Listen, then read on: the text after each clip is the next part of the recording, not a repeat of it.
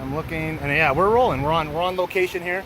Adventure Vin and Travelers Tech are on location in Gallup, New Mexico. We had to change for our itinerary. We stumbled upon the Motorcycle Museum of Biker's Choice since 1971, and with no further ado, we're going to go ahead and take you on a tour of the museum, starting with this fine piece. Jason, what can you tell us about this?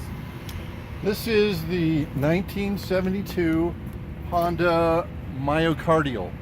See, the myocardial was not really well known in the circuit, in the motocross circuit, but what made this very unique, it was actually ran by the Fred Flintstone engines. If you remember the cartoon Fred Flintstones, it actually didn't have a compressed combustion engine, gasoline, what we're used to. You would actually mount the motorcycle and you would use your feet to propel yourself, much like the Flintstones. We're gonna move right along to this, we got another couple of exquisite pieces of machineries. Over here, we're gonna run the classic, on Route 66, this is really a classical Route 66 motorcycle. Jason?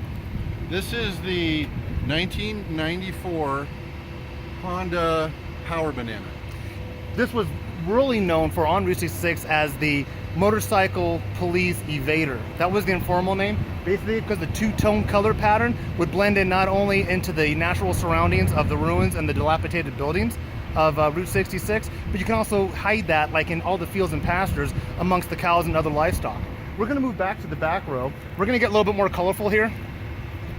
And no, Harley Davidson, very well known throughout the route. Jason? Sorry, I don't know much about these foreign bikes. Let's move on. Yeah, foreign bikes have been in and out of popularity on the Route 66 circuit, but we're going to jump up to what a lot of people are riding on Route 66 these days, which is actually, I'm going to take a stab at it. I might be wrong. I'll refer back to Jason, but I'm going to say that this is a Polaris Explorer.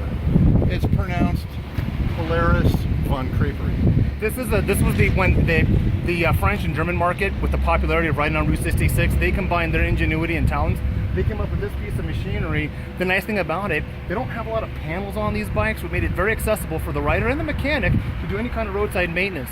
Correct me if I'm wrong, but this would actually carry a passenger that could do mechanical maintenance on the bike while in motion. Was this the one? No, I'm sorry. This was designed specifically to carry baguettes in this region right here, and the espresso machine, the butter knives, and the butter were carried up here in this region. It's an off-road, if you will, RV. You know, that's what we're trying to explain to you here. Here is a predecessor. Now, Kawasaki did try to compete with what we just talked about with that German and French engineering, but this one was actually more likely used in the cold weather riding, where they really didn't incorporate the seat. You would keep warm, and for those patients that just currently got out of the urine bag, leg bags. Yeah, this is a colostomy bag, an actual motorcycle colostomy bag. You would only find that on this model because these models had got such good gas mileage. The riders didn't want to pull over to the side of the road to go to the bathroom. So this came standard. Am I correct? Yes. It was standard. It was standard. I mean, you get on this bike, you could do all of Route 66 on this bike without stopping. It had the fuel capacity and the urine capacity to take care of you. Now, one of my favorites. This is another elusive one. Now, I know a lot of you aficionados, you will identify this just because of the color. And I will refer back to Jason in a moment, but we would see this in the motorcycle aficionado world as the turquoise jewel of the Nile. Because it kind of had a nautical theme to it, but it had that Egyptian flair. Then, you know, if you think of the Nile, think about the things that you've heard about the Nile, and exotic. It's an exotic bike. This was the only one designed that legally you can carry 3 passengers on. The DOT did approve it. And where did they sit? Anywhere they wanted to. This is a very rare model. This was called the Moby Dick of the Nile. So and that's what was nice, because when you talk about your passengers, seating capacity and options, being that they could sit anywhere they wanted to, made it. I mean, if this was the first family bike, I would imagine. Mom, dad, take the kid. So that you might want to take a look at. Very popular in farms. There was an era, I would say, where it was very popular not even to have this seat. But this wasn't for any kind of temperature control or actually working on maintenance. This one actually was it was an endurance bike, and you would actually stand the whole time. You would never sit down. You would stand the whole time on the foot pegs. while you cruise on Route 66, as Jason will demonstrate. Yeah, you don't have to. You can stand. You can be in the crotch position, just that your thighs and your rump would never actually contact the bike. That was also in effect with aerodynamics and, believe it or not, comfort. Drinking tube for your favorite adult beverage. This was in direct competition to the urine container that we showed you earlier. They were thinking that you want to stop to get a drink, but this is where the two would have combined ingenuity, and you would have a great product. You could have a drinking tube on one, and the reservoir on the other. And you talk about your non-stop trips, and then these here were actually prototypes that were used for the military when they would travel along the unimproved parts of Route 66. The urban camouflage pattern is very notable. Any military aficionados that might be also in the motorsports world would note that this was one of the early prototypes. I think this would carry not only the driver but the gunner to sit on the back. Yes, the gunner would sit on it in reverse, because so here's the front. There's the front, so the driver's sitting in front. The gunner. Yeah, you want to show them where the driver would sit? Yeah, let's take the camera. Let's go ahead and do this. So we're back to back. We're sitting. Obvious. We're sitting back to back. I'm the driver. He is the observer and gunner that's in the back. That way, I can focus on the direction of travel and enemy in my field of view while he's checking six. He's at my 6 o'clock back there, waiting for the enemy to pop out.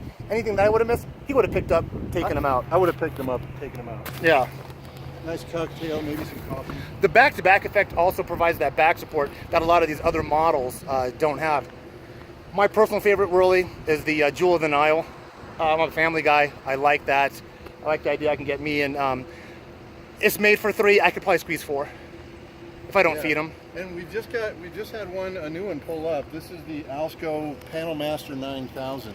You don't see many of these still running in the States. This is quite a surprise to me, honestly. Although it looks like a 4-wheeled vehicle, that's actually ran off of a motorcycle engine.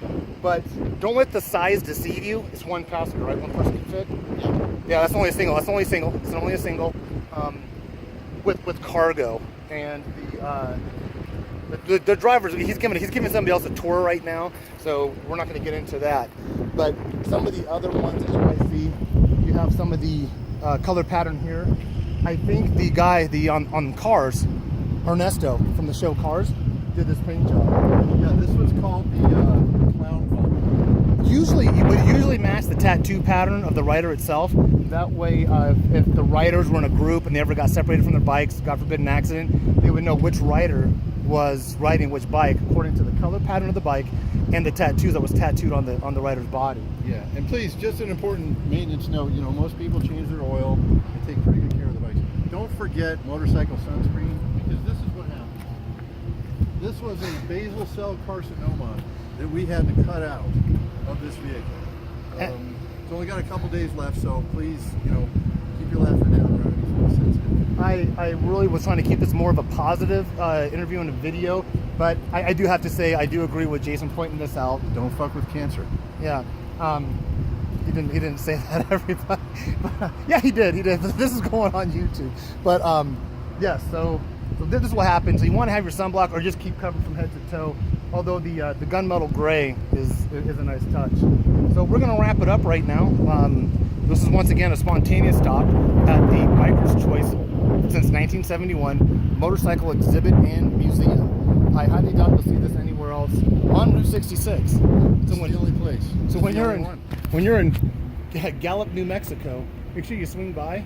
And I think he's about ready to pull out. He's going to get on the road. And that's kind of that's not like the Wiener Schnitzel, not the Wiener Schnitzel. Oscar Mayer Wiener truck that travels up and down for advertisements. He's about ready to hit the road. So we're going to wrap it up. Like, subscribe. Don't forget to get out there and ride. Get your kicks on Route 66 and stop at these little museums. You never know what you're going to find.